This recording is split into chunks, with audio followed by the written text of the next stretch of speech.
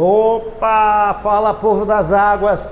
Olha nós de volta aqui de novo, olha de novo nós de volta. Vamos aqui agora falar sobre uma perspectiva diferente a respeito de uma coisa bem polêmica dentro dos chamados hobbies que envolvem a criação de animais e o confinamento de animais. Nós vamos falar sobre a questão da preservação ambiental e o aquarismo no Brasil e no mundo. É interessante que em 1997 eu fiz a publicação de um livro de título Aquários Marinhos de Recife de Coral, pela editora Nobel, um trabalho muito bacana, com bastante fundamento científico, galgado em várias experiências pessoais e estudos feitos ao longo do período de hobby, do período de hobbyista que eu tinha, não como empresário do mundo do aquarismo. Embora eu já comentei com vocês que eu sempre tive essa vontade de ter a loja.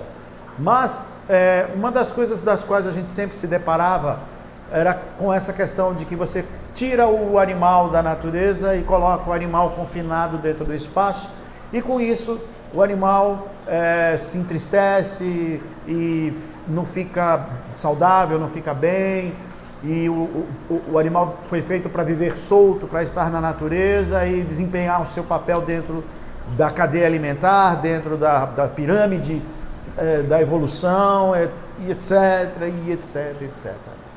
Ótimo, maravilhoso, assinamos embaixo. E durante muito tempo o aquarismo, principalmente ainda no Brasil, é visto como uma atitude, como uma atividade que fere essa questão e é anti-ecológica.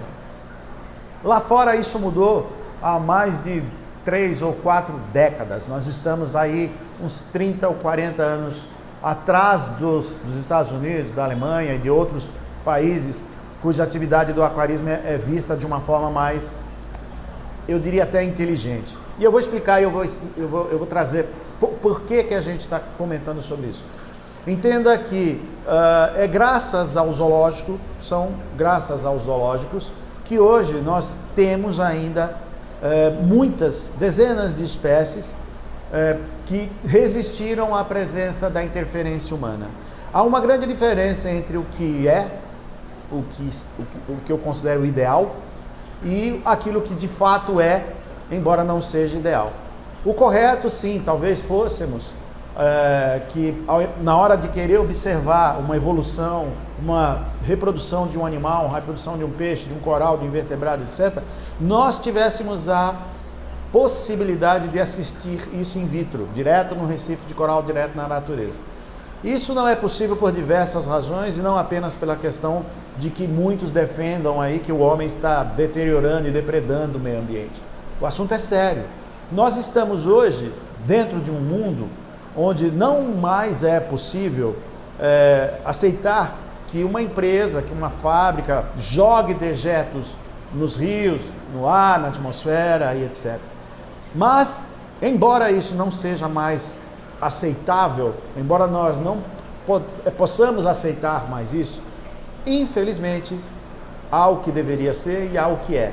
Existem empresas, existem maus empresários, existem pessoas que visam o efeito do lucro imediato. E por uma série de razões, das quais não é o propósito desse vídeo, o que leva o cidadão a agir de forma ilegal, burlando regras, burlando legislações das quais ele não poderia fazer, mas faz.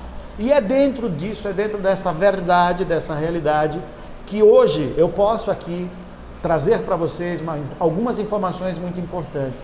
Dentro desse aquário que vocês estão vendo atrás de mim, nós temos aqui espécies de corais de todo o mundo. Eu diria que se a gente pegar praticamente os 7 mares, ou os mares tropicais, vamos ser mais justos, porque coral é algo inerente ao tropical, à região da linha do Equador, mas eu tenho aqui, sabe, corais assim que você consegue, se houver, por exemplo, algum acidente geográfico, algum acidente de derramamento de petróleo e uma espécie, um leather ou qualquer outra espécie de coral que exista no Caribe, na Mediterrânea, nas Filipinas, nas Maldivas e assim vários mares do mundo, tá? Nós temos hoje, através do aquário, dos aquarismos, dos zoológicos aquáticos, dos parques aquáticos, condições de ter aquilo que eu chamo de banco genético, ok? E isso eu estou me referindo a corais de várias partes do planeta. Porém, nós não temos no Brasil esse banco genético.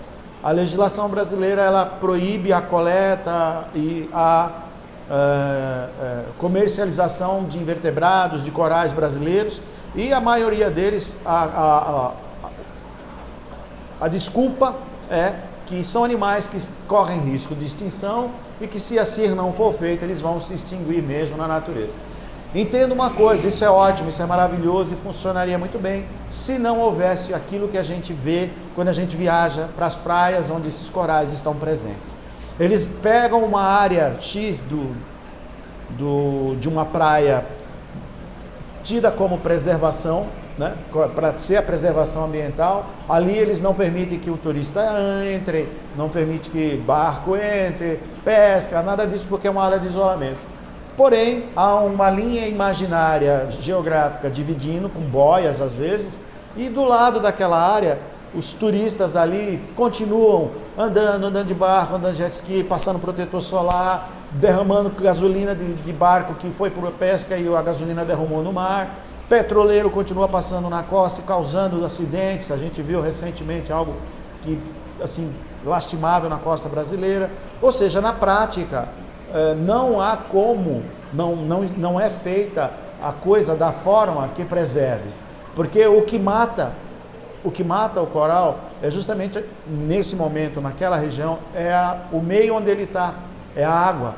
E se você impede que o banhista entre nessa praia, mas na praia seguinte ele joga algo que não deveria jogar, esgoto, etc., isso vai atingir aquela área que supostamente é uma área de preservação e não deveria ser afetada.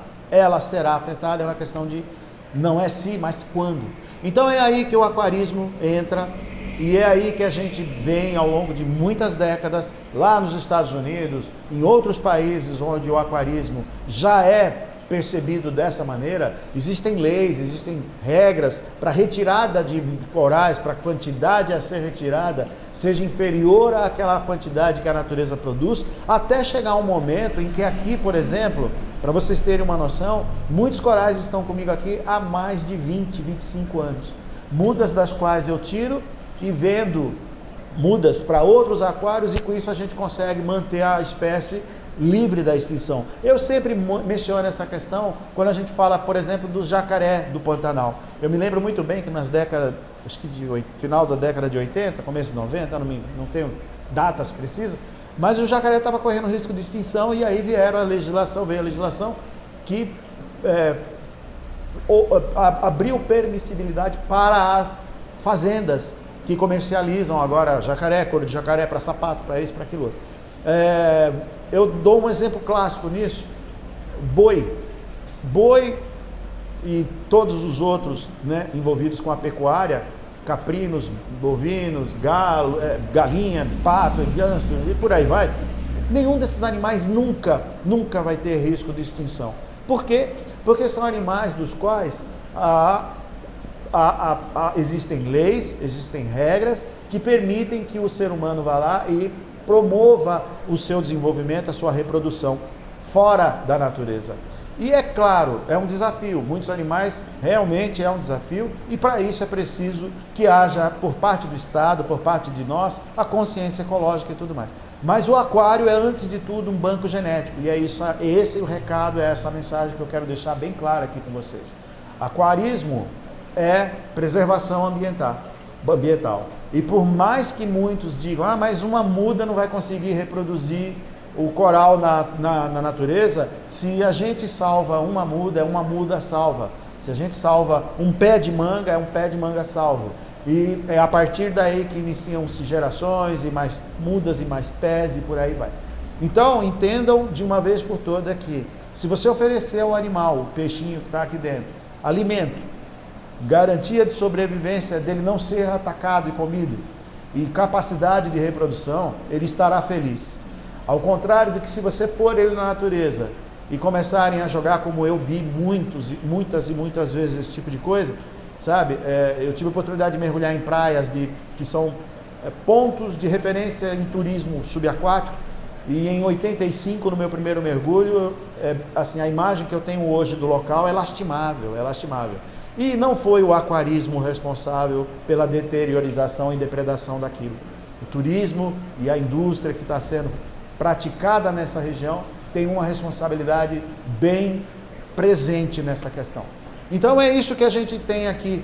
Aquarismo sim é preservação ambiental, e se visto com os olhos corretos, torna-se uma excelente arma contra a extinção das espécies. Assim como o zoológico. Muitas vezes eu lembro de um professor de biologia que dizia isso. Há uma coisa que se chama mal necessário. O zoológico é um mal necessário. O aquário é um mal necessário nesse ponto, nessa questão. Então, dado o recado, eu espero ver vocês em breve com mais assuntos bem legais referentes ao hobby maravilhoso do aquarismo dentro de uma mentalidade, de uma cultura de preservação. Tá bom? Até breve. Tchau, povo das águas.